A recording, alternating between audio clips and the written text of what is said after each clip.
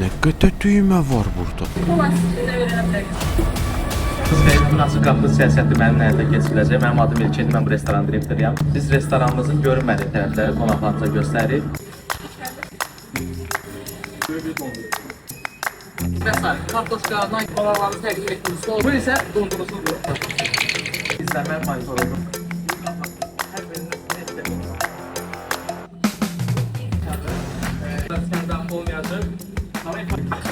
Bu mətbəx deyil, təyyarə də elə bil. Nə qədər düymə var burada? Siroplar gəldikdə. Məni maraqlandıran kola oldu. Baxışın kola sirrini öyrənə bilərik. Amma təəssüf ki, sirrini paylaşmadılar. Məhəmməd hələ dəlini yuyur.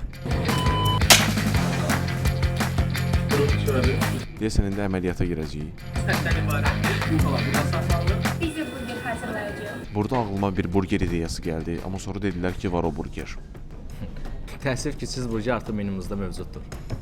Gəzədən istifadə edirik. Şəkildə.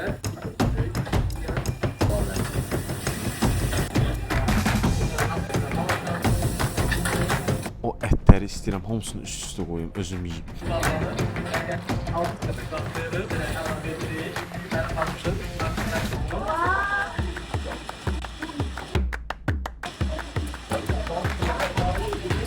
Görəsən onu oppanı buradan tutub götürsəm nə olar?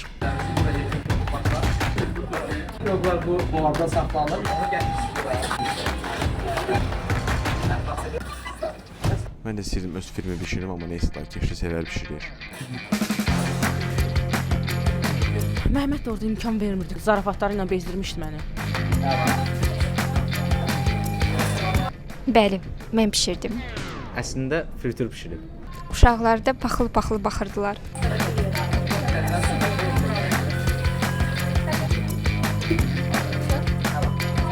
Kartofları adam istəyir buradan götürüb belə əli ilə hamısını yesin. Maaşın nə vaxt gələcək? Ayın bir alacaqsınız. Buna görə maaş. Həmişə qıraqdan baxmışıq. Mətbəxi görməmişik. Bu dəfə gördük. Həqiqətən də maraqlı idi. Mətbəxdən aldığım təəssüratlar çox xoş idi. Təbii ki, belə maraqlı olacağını bilirdim, amma gözlədiyimdən daha da maraqlı oldu.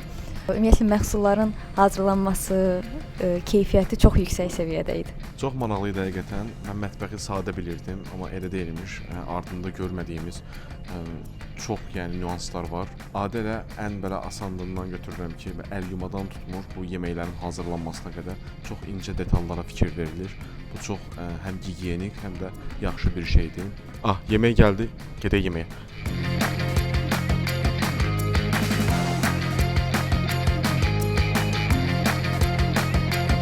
Əgər siz də restoranımızın daxili ərazilərindən tanış olmaq istəyirsinizsə, açıq qapı proqramından istifadə edə bilərsiniz.